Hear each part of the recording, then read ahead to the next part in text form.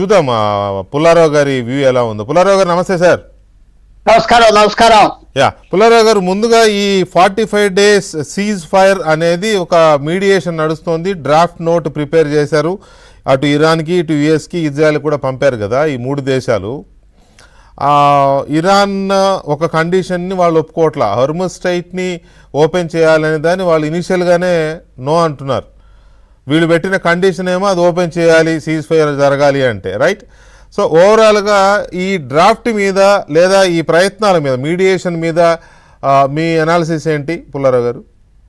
ఒకటి, మీరు Israel America అన్నారు, వెనకాల ఉన్న 5 అరబ్ దేశాలు మర్చిపోతున్నారు. Saudi Arabia, Kuwait, Oman, UAE and Qatar. వాళ్ళు సర్వైవల్ కదా. ఈవేళ యుద్ధం ఆఫ్ చేస్తే ఇరాన్తో అమెరికా బాగానే ఉంటుంది. అమెరికా చాలా మంది మర్చిపోతున్నారు. వియత్నాంలో 20 సంవత్సరాలు యుద్ధం చేసి 50,000 మంది చచ్చిపోయాక వదిలేసి వెళ్ళిపోయారు.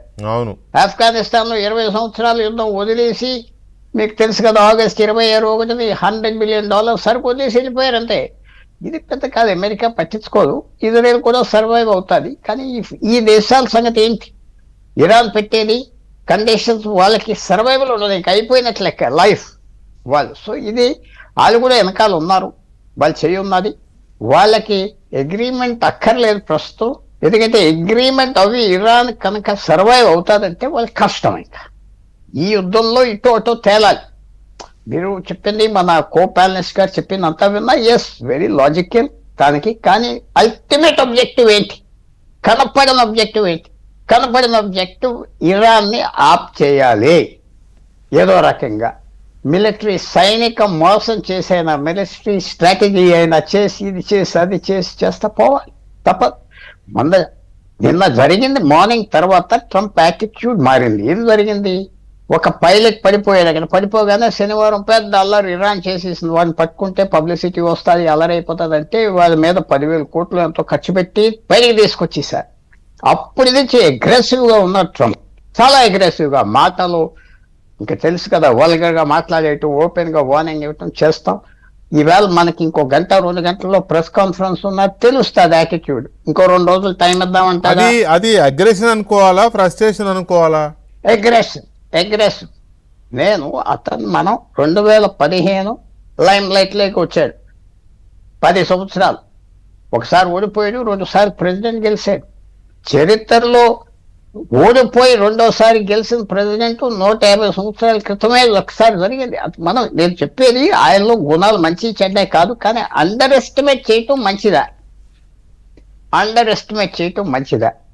కేర్ఫుల్ గా, ఆయనకున్న వీక్నెస్లు ఆయనకు ఉన్నాయి, కానీ కొన్ని చాలా ఇంటెలిజెంట్ గా ప్లే చేస్తున్నాడు. 10,000 ట్రూప్స్ తీసుకొచ్చి, ఇదిగో అక్కడ పెట్టేస్తా, ఇక్కడ పెట్టేస్తా అని ఊరుకుని అడవి చేస్తున్నాడు. ఏవైనా సరే వాళ్ళని పంపడు లోపలికి యుద్ధానికి. పంపితే ఇజ్రాయేలీ సోల్జర్స్ పంపుతాడు, సౌదీ అరేబియా కూడా రెడీ అవుతుంది పంపటానికి, అలా ఏదో చేస్తాడు. సో అతనికి, ఇజ్రాయెల్కి, ఈ 5 దేశాలకి, ఒమాన్ కొద్దిగా ఇటు అటు ఏదో తిరుగుతుంది. ఉన్నది ఏంటంటే ఇరాన్ని యుద్ధం లాంటి ఛాన్స్ మళ్ళీ రాదు. వాళ్ళలాగా రోజుకో 50 డ్రోన్లు, 50 మిసైల్స్ వేస్తా, ఇంకో 3 నెలలు గడుపుతా పోవచ్చు, అందరూ పోతారు. సో అదే ఆప్ చేయటానికి మనం ఈవేళ ఏదో చూడవలసిన మెసేజ్ డొనాల్డ్ ట్రంప్ నుంచి, ఇంకో 2 రోజులు టైం ఇద్దామంటాడా, లేకపోతే మీరు అన్న 5 పాయింట్స్ ఒప్పుకోరు. ఆ హోర్మస్ జల్సన్ని ఓపెన్ చేయకపోతే ఇంకేం లేదు అగ్రిమెంట్ దేనికి ఏం లేదు. తర్వాత లేకపోతే ఫుల్ అటాక్ ఇస్తాడా? Full attack. సో నేను అనుకుంటున్నాను, అతను ఈవేళ ఇస్తాడా, రేపు ఇస్తాడా, అటాక్ ద్వారా అయినా ఏమన్నా సాధిస్తాడు. డిప్లొమసీ, దౌత్య సంబంధాలతో, దౌత్య పాలసీస్తో అమెరికా, ఇజ్రాయెల్కి విక్టరీ వచ్చేది లేదు. వాళ్ళకి వార్తోనే వస్తుంది, లేకపోతే రాదు. ఏమాత్రమైనా చూడండి, ఇరాన్తో ఓకే అగ్రిమెంట్, అలాంటప్పుడు ఈ ప్రయత్నాలు ఎందుకు మరి? సంధి ప్రయత్నాలు ఎందుకు? పాకిస్తాన్ అడ్డం పెట్టుకుని చేయడం. అది కూడా హోర్మస్ జల్సన్ ఇవ్వనన్నారు, ఫస్టే ఇస్తానంటారు. అది కూడా ఒక బేరం. ఆఖరికి ఒప్పుకుంటే ఒప్పుకోవచ్చు ఇరాన్. సరే, ఈ కండిషన్స్ లో ఒప్పుకుంటాం, ఈ బోట్స్ యుద్ధంలో ఏదో కండిషన్స్, అది బార్గెనింగ్ కదా, ఫస్ట్ బార్గెన్ కదా. ఎలాగానే అన్ని ఒప్పించుకుంటారు కొంచెం, అది కూడా ఒక బార్గెనింగ్. అది కరెక్టే సార్.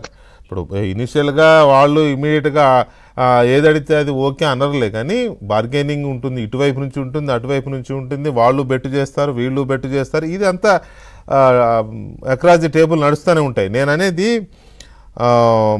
ఇంత చేస్తున్నప్పుడు, అంత ధైర్యం ఉన్నప్పుడు, ఇరాన్ని వార్తోనే మనం ఓడించేసి విక్టరీ తీసుకోవాలి అని అనుకుంటే యుఎస్ కానీ ఇజ్రాయెల్ కానీ పాకిస్తాన్ని, ఈజిప్ట్ని మధ్యవర్తులుగా పెట్టి వాళ్ళ ద్వారా ఎందుకు ఈ ప్రయత్నాలు అని, రాజీ ప్రయత్నాలు ఎందుకు?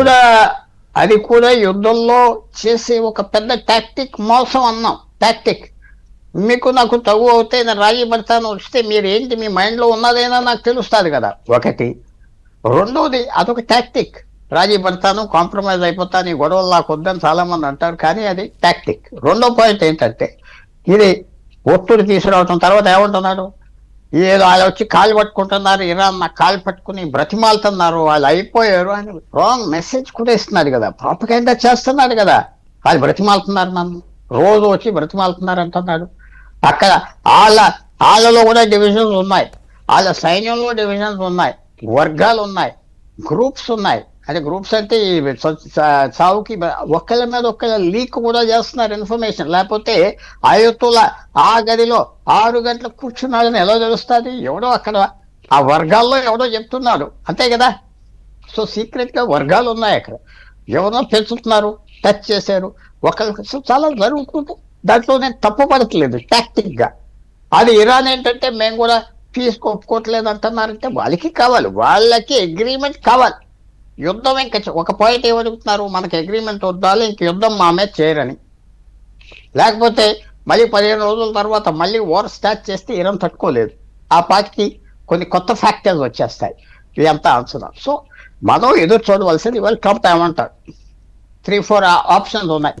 నేను వీళ్ళు ఒప్పుకోలేదు, బిగిన్ చేస్తానని చెప్తాడా, లేకపోతే 2 రోజులు టైం బ్రతిమాలుతున్నారు వాళ్ళు, ఇస్తున్నానంటాడా, లేకపోతే ఒప్పుకుంటాడా కొన్ని కండిషన్స్తో చూడాలి. కానీ ఒప్పుకుంటాడా కండిషన్స్తో అంటే అది ఒక రకంగా దొంగతనంగా ఒప్పుకున్నానని చెప్పి తర్వాత బ్రేక్ చేయటానిక అని ఇరాన్ భయం కూడా. సో ఇంకా ఇది ఒక చిన్న పాయింట్ వికే గారు, ఇది 10-12 దేశాలు ఇన్వాల్వ్ అవ్వని యుద్ధం ప్రస్తుతం. 10-12 దేశాలు, ఎవరి ఇంట్రెస్ట్ వాళ్ళకు ఉన్నాయి. సో ఈజీగా సెటిల్ అవుతుందా, అది ఒక పెద్ద పాయింట్. ఇరాన్కి కూడా సర్వైవల్ ఆ రెజీమ్ సర్వైవల్. మీరు ఇందాక అన్నారు మనం ట్రంప్ ని అండర్ ఎస్టిమేట్ చేయకూడదు. చేయకూడదు మీరు అన్నమాట, మీరు ట్రంప్ ని అండర్ ఎస్టిమేట్ చేయకూడదు.